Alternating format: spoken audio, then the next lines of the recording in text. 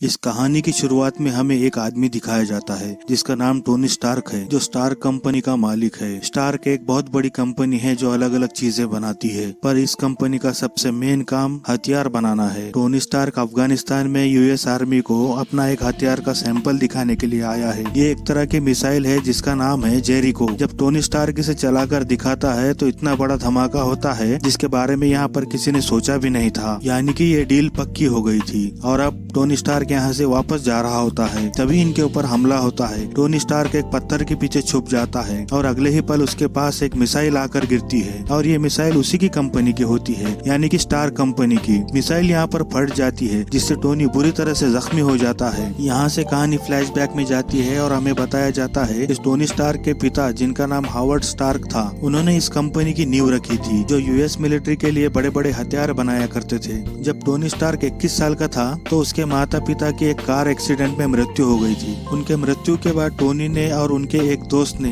जिनका नाम स्टेन था, उन दोनों ने स्टार कंपनी को संभाला। टोनी बचपन से ही जीनियस था, इसलिए उसके दिमाग से, उसके हार्ड वर्क से स्टार्क कंपनी दुनिया के हथियार बनाने वाली नंबर 1 कंपनी बन गई थी, जिसके लिए टोनी को कई अवार्ड्स भी दिए गए। लेकिन टोनी का मैनेजर स्टेन, जिसने उसके साथ मिलकर इस कंपनी को संभाला था, वो टोनी को बिल्कुल भी पसंद नहीं करता था, क्योंकि वो अपनी जिंदगी में अपने ऑफिशियल काम में बहुत ज्यादा लापरवाह था। अब कहानी वापस प्रेजेंट में आती है, जहाँ पर टोनी स्टार्क की आंखें खुलती है। वो देखता है कि वो एक अंधेरी गुफा के अंदर है, जहाँ पर उसके शरीर के अंदर एक डिवाइस फिट किया गया है और इसकी तारें एक बैटरी से जुड़ी है। यहाँ पर इसके साथ एक आदमी भी होता है जिसका नाम इंसेन है। वो उससे पूछता है कि तुमने मेरे साथ क्या किया। इंसेन स्टार्क को बताता है कि बम के धमाके के बाद तुम्हारे शरीर के अंदर बहुत सारे छर्रे चले गए थे, जितने हो सके मैंने निकाल दिए, पर सबको निकालना नामुमकिन था, इसलिए मैंने तुम्हारे दिल के पास एक इलेक्ट्रोमैग्नेटिक डिवाइस लगाया जो बैटरी से चलता है। तुम्हारे शरीर के अंदर बहुत सारे छर्रे अभी भी मौजूद हैं, और ये इलेक्ट्रोमैग्नेटिक डिवाइस उन छर्रों को तुम्हारे दिल तक पहुंचने से रोकता है। अगर वो तुम्हारे दिल तक पहुंच गए तो तुम्हारी मृत्यु हो जाएगी। टोनी स्टार्क इंसिन से पूछता है कि हम कहां पर है। वो बताता है कि हमें आतंकवादियों ने कैद कर लिया है, और ये जगह पहाड़ियों की ऐसी भूलभुलैया में है जहाँ पर चाहकर भी यूएस आर्मी तुम्हें ढूंढते हुए नहीं आ सकती। और अब यहाँ पर उनका सरदार, जिन्होंने इन दोनों को यहाँ पर बंदी बनाया हुआ है, वो टोनी स्टार्क के पास आता है और उसे कहता है कि जो जेरिको मिसाइल का नमूना तुमने यूएस आर्मी को दिखाया था वो हमें बहुत पसंद आया है। हम चाहते हैं कि वैसी मिसाइल तुम हमारे लिए भी बनाओ। पर टोनी स्टार्क साफ साफ मना कर देता है। इसके बाद वो टोनी स्टार्क को बाहर ले जाता है और दिखाता है कि उसके कंपनी के सभी हथियार इनके पास होते हैं, यानी कोई ना कोई तो है जो टोनी स्टार्क के हथियारों को, जो वो अपने देश के रक्षा के लिए बनाता है, वो इन लोगों तक पहुँचाता है। यहाँ पर टोनी स्टार्क को बताया जाता है कि अगर उसने जेरिको मिसाइल इन लोगों के लिए बना दी तो उसे आजाद कर दिया जाएगा। पर टोनी जानता है कि ये लोग अपनी बातों पर अटल नहीं होते हैं। वो अंदर जाता है और येंसिन से बात करना शुरू करता है। येंसिन उससे कहता है कि अगर हम एक ऐसा सूट बना ले जिस पर गोलियों का कोई भी असर ना हो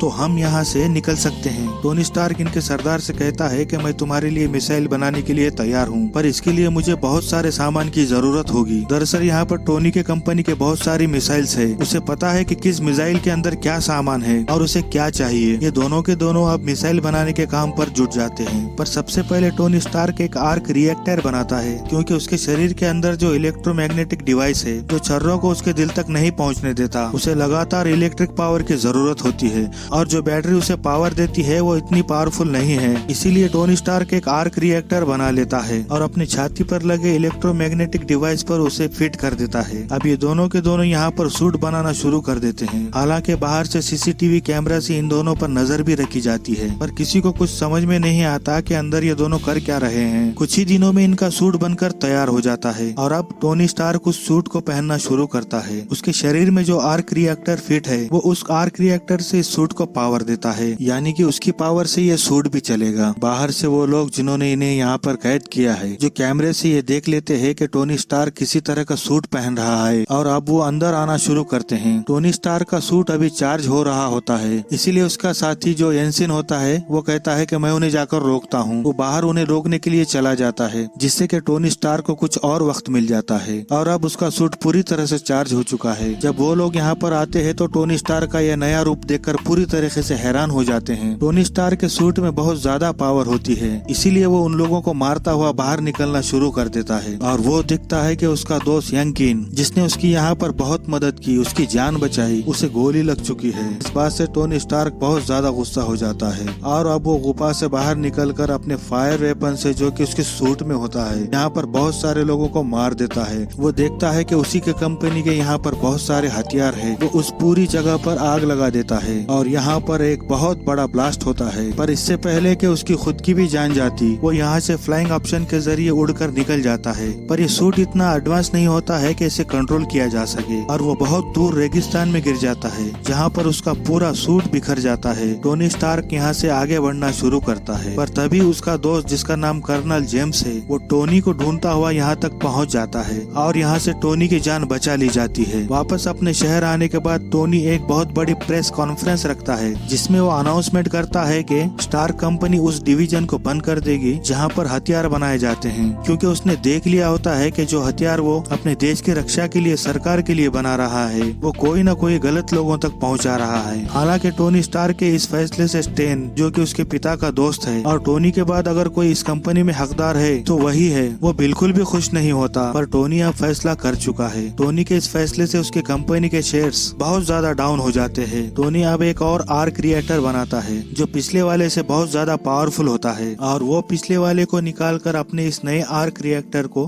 अपनी बॉडी में फिट कर लेता है। साथ ही साथ वो एक सूट पर भी काम करता है, ठीक उसी तरह का सूट जिस तरह का सूट उसने गुफा के अंदर बनाया था। और कई हफ्तों तक काम करने के बाद वो एक एडवांस सूट बना लेता है और इस सूट को पावर मिलेगी आर्क रिएक्टर से, जो कि ऑलरेडी उसके बॉडी में फिट है। शुरू में उसे इस सूट को कंट्रोल करने में प्रॉब्लम होती है, पर वो जल्दी ही इस पर पूरी तरह से कंट्रोल पा लेता है। अब वो एक चैरिटी पार्टी में जाता है, जहाँ पर एक रिपोर्टर टोनी स्टार्क को बताती है कि आज भी तुम्हारी कंपनी के हथियार गलत लोगों के पास है, जिससे वो अफगानिस्तान के मासूम लोगों पर जुल्म करते हैं। वो उसे कुछ फोटोज और वीडियो क्लिप्स दिखाती है। ये सुनने के बाद टोनी स्टार्क घर वापस आता है। वो अपना सूट पहनता है और अफगानिस्तान के उस गाँव में पहुँच जाता है जहाँ के गलत लोगों ने उन मासूम लोगों को कैप्चर किया हुआ है। वो उन सबको अपने सूट से, उसकी टेक्नोलॉजी से पूरी तरह से बर्बाद कर देता है और साथ ही साथ उनका जो लीडर होता है उसे गांव वालों के हवाले करके वहां से निकल जाता है। पर अब टोनी स्टार्क आर्मी के रडार पर आ जाता है। आर्मी वालों को लगता है कि ये दुश्मन की कोई चाल है। वो उस पर हमला करना शुरू कर देते हैं, पर उसका सूट इतना एडवांस होता है कि वो उसका बाल भी बाका नहीं कर पाते हैं। यहाँ पर टोनी का जो दोस्त है जिसका नाम कर्नल जेम्स है, उसे शक हो जाता है कि ये कोई और नहीं बल्कि टोनी स्टार्क है। वो उसे कॉल करता है। सूट के अंदर ये फैसिलिटी भी होती है कि वहाँ से किसी का कॉल रिसीव किया जा सकता है। टोनी स्टार्क अपने दोस्त को बता देता है कि ये मैं ही हूँ और अब टोनी स्टार्क बचकर अपने घर वापस आ जाता है। वहीं अब स्टेन को दिखाया जाता है, जो कि टोनी के पिता का दोस्त है और उसकी कंपनी में उसके साथ काम करता है। वो उन लोगों से मिलता है जिन लोगों ने अफगानिस्तान में टोनी पर हमला करके उसे अपना बंदी बना लिया था। यहाँ पर हमें पता चलता है कि स्टेन ही वो आदमी था जो टोनी को मरवाना चाहता था और वही पैसों के लिए गलत आदमियों तक स्टार्क कंपनी के हथियार पहुँचाया करता था। स्टेन यहाँ पर पूछता है कि अफगानिस्तान पर एक अनजान आदमी ने, एक सूट वाले आदमी ने हमला किया, वो आदमी कौन था। वो आदमी स्टेन को बताता है कि वो आदमी और कोई नहीं बल्कि टोनी स्टार्क था। उसने गुफा में एक आयरन मैन सूट बनाया था जिसका मॉडल यानी कि नमूना मेरे पास है। दरअसल टोनी स्टार्क का जो सूट रेगिस्तान में पूरी तरह से बिखर गया था, उसके सभी टुकड़े इकट्ठा करके इन लोगों ने उसका सूट पूरा कर लिया होता है और वो स्टेन को कहता है कि तुम्हें अगर ये सूट चाहिए तो इसके बदले तुम्हें मुझे पैसे देने होंगे। स्टेन उस आदमी को मारकर वो सूट लेकर यहाँ से निकल जाता है। वहीं टोनी स्टार्क अपने असिस्टेंट मिस स्पॉट को कंपनी के मेन कंप्यूटर से सारा डाटा लाने के लिए कहता है ताकि उसे पता लग सके कि उसके कंपनी के हथियार गलत लोगों तक किसने पहुंचाए। मिस स्पॉट ऑफिस में पहुंच जाती है। वो कंप्यूटर से सारा डेटा एक पेन ड्राइव में ट्रांसफर करना शुरू कर देती है और तभी वहाँ पर वो कुछ वीडियो भी देखती है जिसमें उसको पता चलता है कि स्टेन ही वो आदमी है जिसने अफगानिस्तान में टोनी स्टार्क पर हमला करवाया था।